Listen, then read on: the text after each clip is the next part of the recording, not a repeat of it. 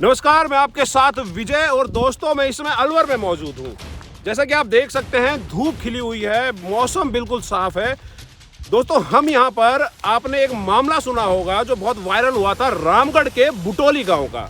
मामला क्या था मैं आपको बताता हूँ। रामगढ़ के बुटोली गांव में लक्ष्मी माता और काली माता की दो मूर्तियों को खंडित कर दिया गया था। उसके बाद वहाँ पे कोई पुलिस के द्वारा कार्रवाई नहीं की जाती, जिसको लेकर हिंदू वाहिनी संगठन द्वारा महासभा का आयोजन किया जाता है रामगढ़ में, जो कि बहुत सफल होती है और बहुत वायरल होती है। ये पूरी महासभा करने का जो श्रेय जाता है वो जाता है निर्मल प्रकाश सूरा जी को। निर्मल प्रकाश सूरा जी कौन है मैं आपको बताता हूँ। निर्मल प्रकाश सूरा ओड समाज के राजस्थान के अध्यक्ष हैं, साथ में हिंदू वाहिनी संगठन के प्रांतीय महासचिव हैं और हाल ही में बीजेपी द्वारा उनको भाजपा किसान मोर्चा भरतपुर का जिला प्रभारी बनाया गया है।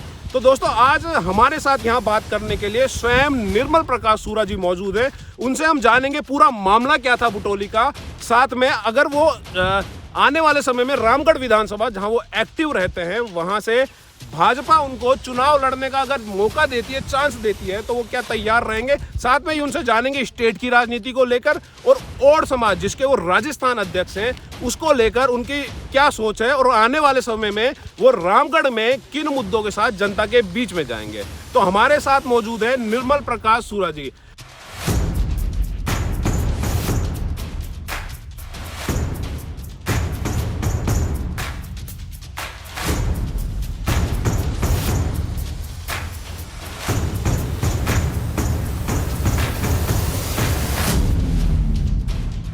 सूरा जी नमस्कार, आपका स्वागत है हमारे चैनल में। जय श्री राम, श्री राधे। सर सबसे पहले तो बताएं रामगढ़ के बुटोली में जो कुछ भी हुआ जिसको लेके आपने महासभा की वो पूरा मामला हमारे दर्शकों को बताएं और उसको लेके अभी इन फ्यूचर में आप क्या कार्रवाई करने वाले हैं और आप शायद मुख्यमंत्री जी को ज्ञापन भी देने वाले हैं। अभी जैसे संज्ञान में आया था, रामगढ़ विधानसभा क्षेत्र में बुटोली एक गांव है। उस गांव में एक धार्मिक स्थान पे काली माता की मूर्ति है और एक धार्मिक स्थान पे लक्ष्मी माता की मूर्ति है। किसी विदर्भी ने दोनों मूर्तियों की एक की बाईं बाजू और एक की दाईं बाजू खंडित कर दी और खंडित करने के पश्चात वो अपने बाजुओं को अपने साथ ले गए। ये बड़ा दुर्भाग्यपूर्ण विषय है। हिंदुस्तान के अंदर, हिंदुस्तान में जो देवी देवताओं का स्थान है वहाँ मूर्तियाँ खंडित होने का एक ट्रेंड सा चला हुआ है। कभी जयपुर में, कभी अपने रामगढ़ में और कभी राजगढ़ में। राजस्थान में हर जगह कई जगह मूर्तियां खंडित करने की एक परंपरा सी बना रखी है। यह विदर्भियों के द्वारा किया जा रहा है, हिंदुओं की आस्थाओं के साथ खिलवाड़ किया जा रहा है। मैं नहीं चाहता। हिंदुस्तान एक शांति प्रिय देश है। किसी के द्वारा या किसी की सोची समझी साजिश के तहत अगर हिंदुओं की मूर्तियों का बार बार खंडन होता रहेगा तो हिंदू कब तक इसको सहन करेगा। आखिर जन आक्रोश खड़ा होगा और यहाँ अशांति का माहौल पैदा होगा। मैं नहीं चाहता कि हमारा शांति प्रिय देश में कोई अशांति बढ़े और शांति के माहौल में कोई विदर्भी अगर किसी के धर्म को आहत करता है तो ये बहुत दुर्घटनापूर्ण रहेगा और बहुत ही अशोभनीय कार्य है। हम चाहते हैं जब हिंदुस्तान में संविधान के तहत सभी धर्मों को अपने अपने धर्म मानने का अधिकार है, तो हिंदुओं की आस्था के साथ चोट क्यों। सूरा जी आपने बताया पुलिस के द्वारा जो है, पुलिस की अहम भूमिका आ जाती है इस पूरे मामले में। पुलिस के द्वारा कोई भी जो है ना तो उनको पकड़ा गया है जिन्होंने ये पूरा काम किया है, तो पुलिस को लेके आप क्या कहेंगे, जबकि वहां से सिटिंग एमएलए सफिया खान है जो कि कांग्रेस से है। पुलिस प्रशासन जाब्ते सहित मौके पर मीटिंग में हमारी सभा में पहुंची। डीएसपी ने आश्वस्त किया, थानेदार ने आश्वस्त किया, लेकिन मात्र आश्वासन से काम नहीं चलने वाला। इसके पीछे कारण था, यहाँ पर कांग्रेस की सरकार है और यहाँ पर रामगढ़ विधानसभा क्षेत्र में साफिया विधायक महोदय हैं, तो ये लोग उचित कार्रवाई पुलिस प्रशासन को कभी भी नहीं करने देंगे और ना करने देते हैं। जहाँ पर भी मूर्तियाँ खंडन हुई है उनका कोई निर्णायक सरकार के द्वारा अभी तक उचित कदम नहीं उठाए गए। यदि पुलिस टाइम रहते इनको गिरफ्तार ही कर लेती तो हमें जनसभा आयोजन करने का और आंदोलन करने की आवश्यकता क्यों महसूस होती। चलिए ये था रामगढ़ की बुटोली को लेके जो आप सूरा जी ने आप बताया। आपको आपके कपड़े जो हैं बिल्कुल भगवा कपड़े हैं। एक आपकी जो छवि निकल के आ रही है हिंदू कट्टरवादी छवि। आप राष्ट्रभक्ति और सनातन भक्ति दोनों करते हैं, ऐसा आप क्यों करते हैं और आपको ये शिक्षा कहाँ से मिली ऐसा करने की। आपने अच्छा प्रश्न किया। मैं जब बचपन में था मेरे घर में हरि कीर्तन होते थे, तो जब रात को सोते थे तो हरि कीर्तन होते होते बचपन में नींद आ जाती थी। तो विरासत में मुझे मेरी माता जी से ये सनातन धर्म प्राप्त हुआ और मैं धर्म के प्रति पूर्ण रूप से जुड़ गया, क्योंकि बचपन में जो माँ होती है सबसे पहला गुरु वो होता है। अगर माँ के संस्कार अच्छे हैं तो हमें संस्कार सनातन धर्म के घर से मिले, माँ से। अब राष्ट्रभक्ति की जब बात आती है तो मैं आपको अवगत करा दूं, मेरे पिता सन 47 के फौज में भर्ती हुए थे और राज राइफल में रह करके उन्होंने जो देश सेवा की, हम उनके साथ रहते थे। 1962 की लड़ाई में वो थे, जैसा उन्होंने हमें बताया, और उनके मेडल है मेरे पास। 62 की लड़ाई में थे, 65 की लड़ाई में थे, 71 की लड़ाई में थे, और उन्होंने यहाँ तक बताया थे लाहौर तक हमारी सेनाएं पहुँच चुकी थी और तिरंगा वहाँ गाड़ दिया था। किंतु दुर्भाग्य हमारे देश का, जवाहरलाल नेहरू ने उस क्या समझौता किया, क्या नहीं किया, उसका खामियाजा आज पीओके वो हमारे देश के जवान भुगत रहे हैं। हमारे देश के जवान शहीद हो रहे हैं। अगर उस दौरान जवाहरलाल नेहरू उस लाहौर तक हमारी सेनाएं जब पहुंच चुकी थी, कम से कम जम्मू कश्मीर तो हमें पूरा दे दिया होता। और मैं आपको अवगत करा दूं, मैं एक अध्यापक था।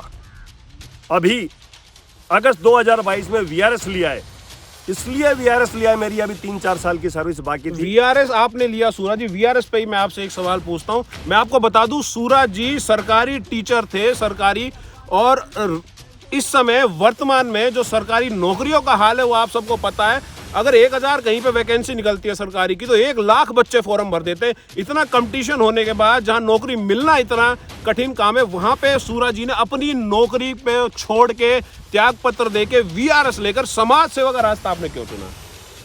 देखिए, समाज में कई तरह की घटनाएं घट रही हैं।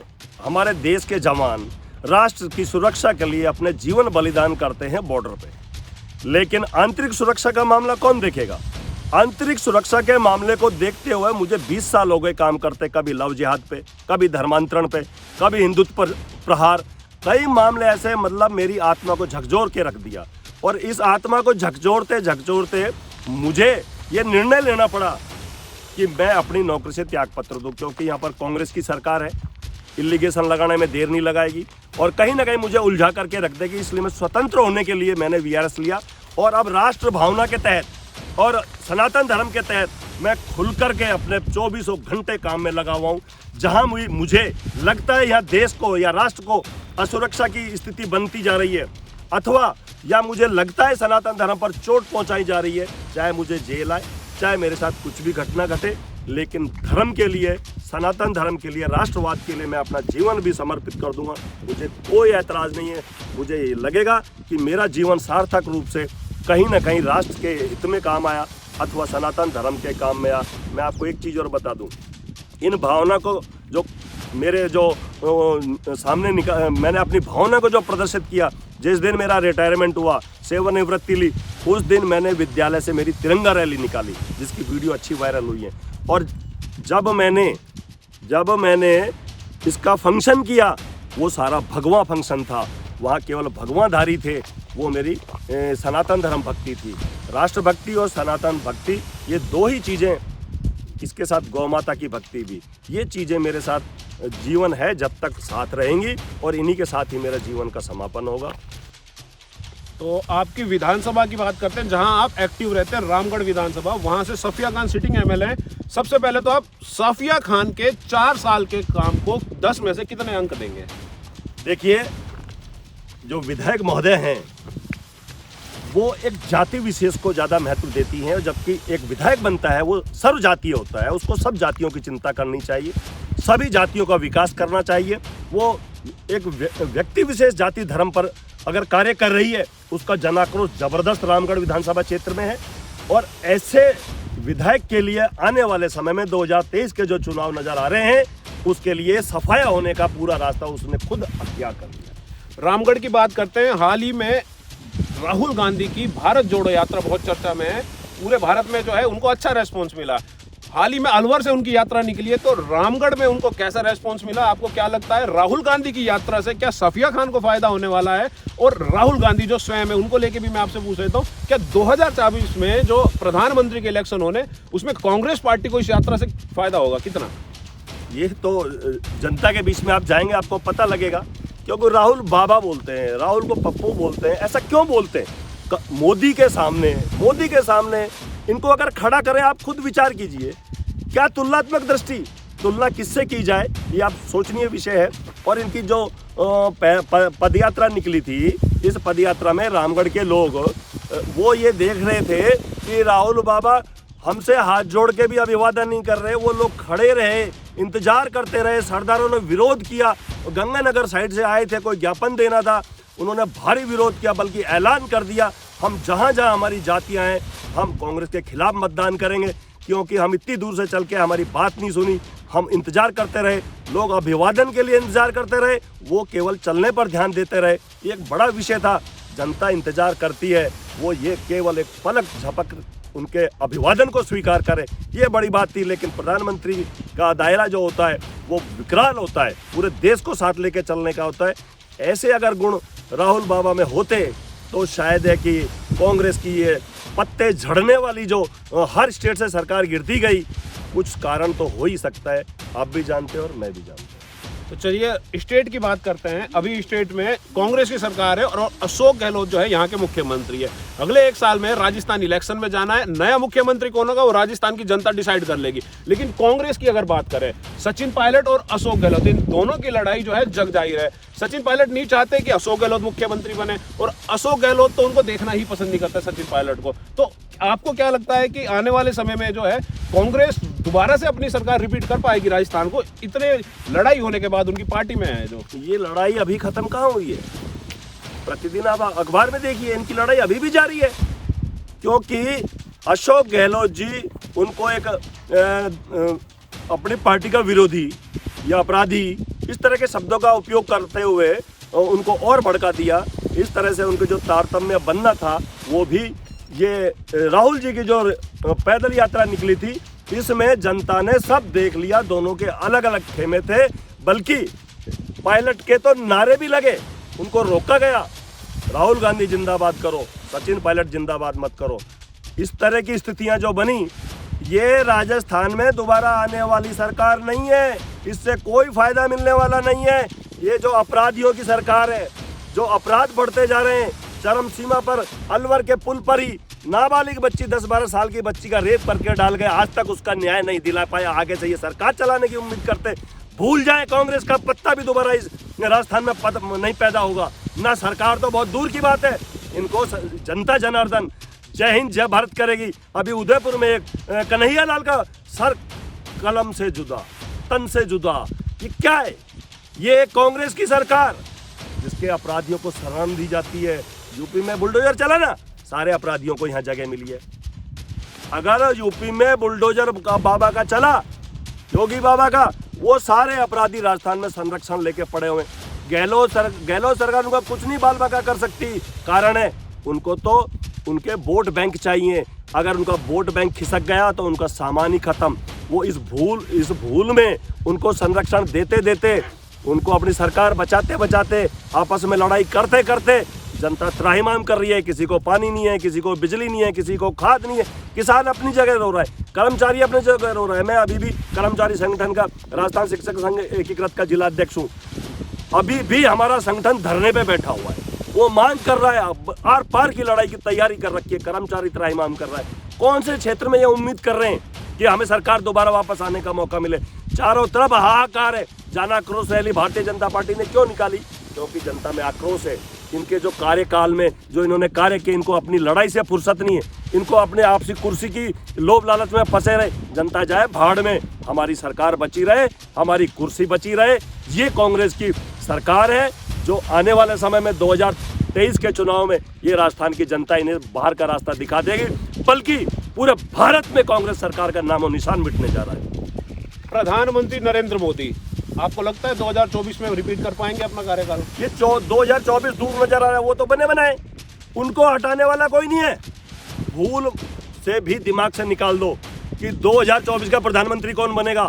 वो ऑलरेडी उन पर जनता ने मोहर लगा रखी है। अगर हर प्रांत में सरकार बन रही है तो मोदी के नाम से बन रही है। आप देखना, राजस्थान में भी मोदी के नाम से सरकार बनेगी। और आखिर में सूरा जी, आप राष्ट्रीय ओड महासभा के राजस्थान अध्यक्ष हैं। ओड समाज को लेकर आपके क्या विचार है, क्या कहना चाहेंगे? मैं, देखिए, हमारा राजस्थान में ओड जाति के बारे में मैं आपको थोड़ा सा बता दूं। इसका निकास जो हुआ उड़ीसा से हुआ। उड़ीसा में जो जगन्नाथपुरी मंदिर है वो हमारे पूर्वजों ने बनाया था। बल्कि जितने भी किले और जितने पुल प्राचीन काल के बने हैं उनमें कहीं ना कहीं ओड जाति के लेख हैं। ओड जाति का अपने आप में कहीं ना कहीं महाराणा प्रताप के से जुड़ता हुआ है, लेकिन अब इसको प्रमाणित करने की आवश्यकता है कि हम प्रमाणित कैसे करें।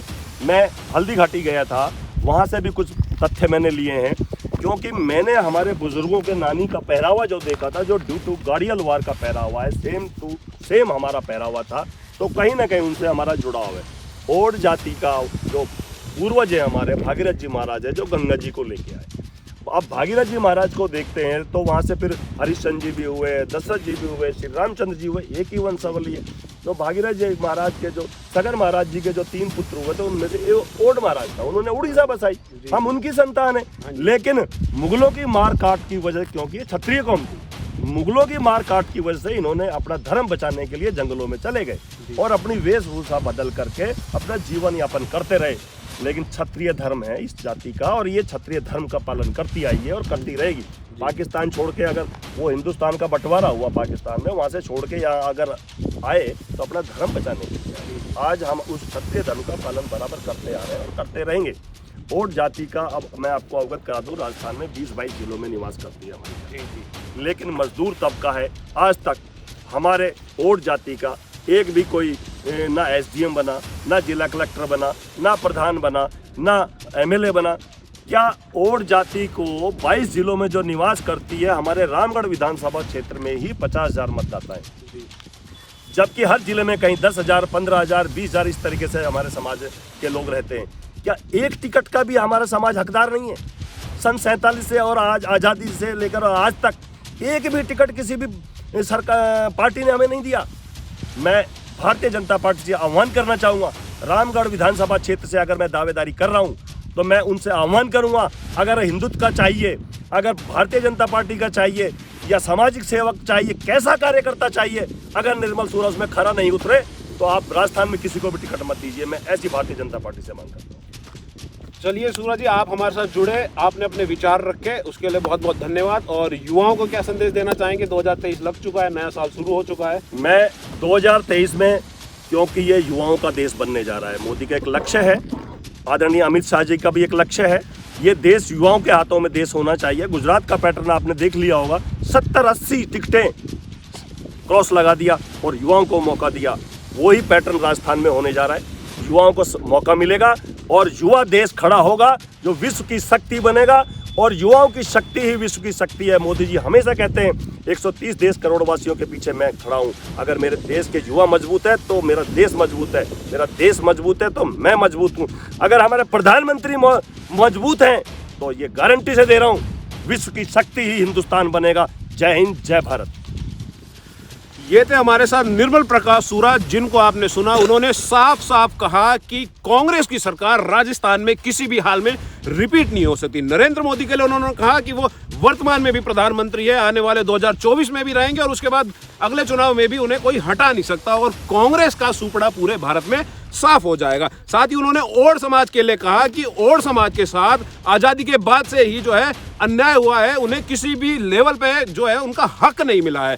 ऐसी दिलचस्प खबरों के लिए हमारे साथ जुड़े रहिए और देखते रहिए। और दोस्तों, साथ में ही ध्यान रखिए, कोरोना वापस आ चुका है। अपना मास्क जो आपने छोड़ दिया था उसे लगाइए और जहां भी जाएं मास्क लगा के जाएं और अपने घर वालों का, अड़ोसी पड़ोसियों को, सबको इसके बारे में बताएं, ध्यान दें। धन्यवाद दोस्तों।